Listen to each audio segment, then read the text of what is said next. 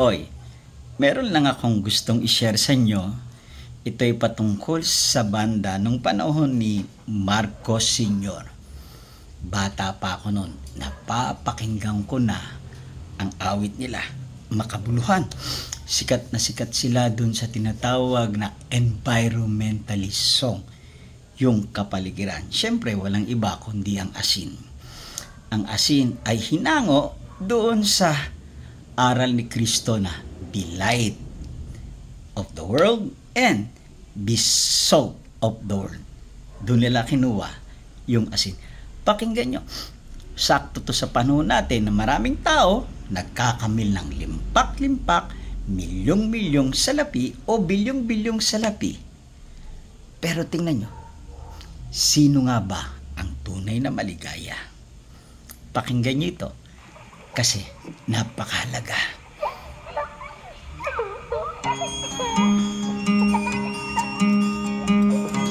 Mas mamaya, heram ako ng knowledge sa nuggets of wisdom. Lakasan natin. Ikaw ba'y nag-iisa? Nag-iisa. Walang kaibigan. Walang kaibigan. Walang kasama. Walang kasama. Ikaw ba'y nalilito? Lito. Pag-iisip mo'y nagugulo. The mind is confused. Sa buhay ng tao. Buhay sa natin. takbo ng buhay mo. Habang nabubuhay tayo. Ikaw ba'y isang mayaman? O ba isang mayaman? O ika'y isang mahirap? Isang mahirap lang. Sino sa inyong dalawa ang mas nahihirapan? Ang sagot, mga bata. masdan mo. Masdan mo ang mga bata. Tigan mo. Ikaw ba'y walang nakikita? Tingnan mo. Sa takbo ng buhay nila. Masdan mo ang mga bata. Ang buhay ay hawak nila. Bakit? Masdan mo ang mga bata. Ang sagot Yes. ay iyong The makikita. answer Ikaw nasa ba'y bata. ang tao?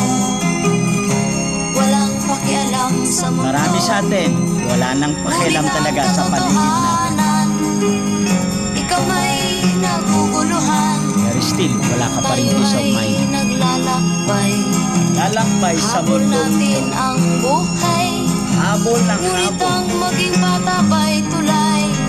Yes. Tungo sa hanap nating buhay. Masdan mo ang mga bata. Ang aral sa kanila makukuha.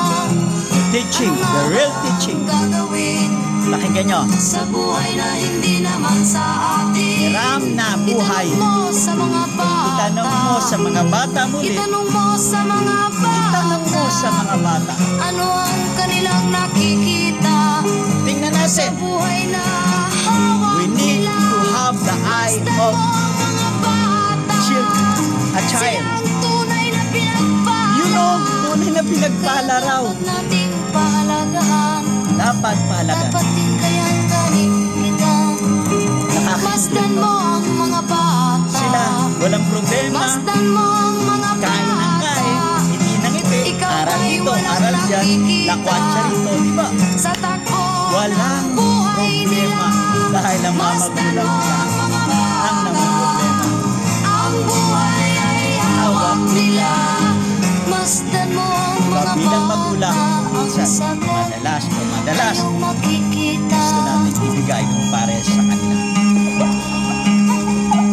Ngayon, hiram ako ng katuruan sa nuggets of wisdom.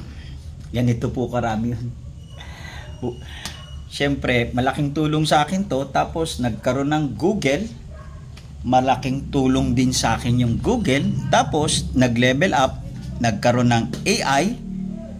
Tapos, nagkaroon ng ChatGPT. Mas lalong gumanda yung aking pag-aaral. Tunghayan natin ito, what money can buy. Kasi maraming tao, yung iba naiinggit, marami silang pera. Yung iba naman, nagkaroon ng pera, nagkaroon ng greediness. Kaya gusto nila, mas marami pang pera. Pero nakakalungkot, hindi nila natagpuan ang tunay na kaligayahan. Bakit? Yung iba, hinanap ang kaligayahan sa drugs, babae, maraming kapangyarihan, mga bagay na napakamahal na hindi naman nila kailangan, pero nandun lang kailangan yung status symbol nila. Nagpunta ng kasino. Yung iba, dating mahirap, yumaman, naghirap ulit. Yung iba naman, mayaman, naghirap na. That's life.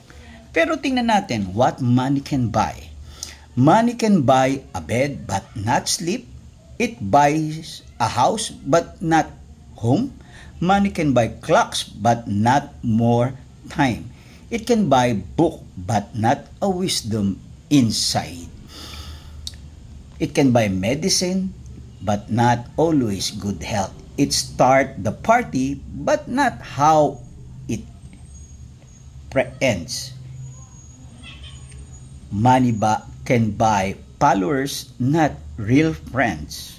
It buys applause, but not respect. Yes, there's the magic most don't see. The richest soul is one that's free, not just earn, but to give and care, to love out loud and always share. That's real life. Kaya ang sabi ni Dr. John Maxwell, the highest form of living is giving. Dun sa libro kong sinusulat na Patay Gutom, nandun yung G, giving. Yun yung tinatawag na napakaganda. Sabi nga ron ay, ang giving parang magtanim ka ng buto, aani ka ng gubat. Ito po yung isa sa picture ko. Mahilig kasi ako sa painting. Makikita niyo naman yung painting sa likod ko. Pero may painting din ako rito. Eto yan. Tingnan nyo. Mahilig kasi ako sa fish. Kaya ako binili to dahil dun sa fish, pati dun sa mga bata. Yan yung inawit kanina. Masdan mo ang mga bata. Talagang nakakatuwa. Halos wala talaga silang problema. Dahil ang mga magulang nila ang problema. Kaya meron silang tinatawag peace of mind. Sa buhay, sa pakikipagtunggali, dapat maging boksingero tayo. Marunong ng depensa, marunong ng opensa. Pero sa pagtulong sa kapwa, dapat bukas ang palad, maging karatista tayo. Yan ang importante para makita nyo at maramdaman ninyo din ang nararamdaman ng mga bata. Kasi naniniwala ako, kung tama ang isip, tama ang silip. Ito po ang aking analysis. Maraming salamat.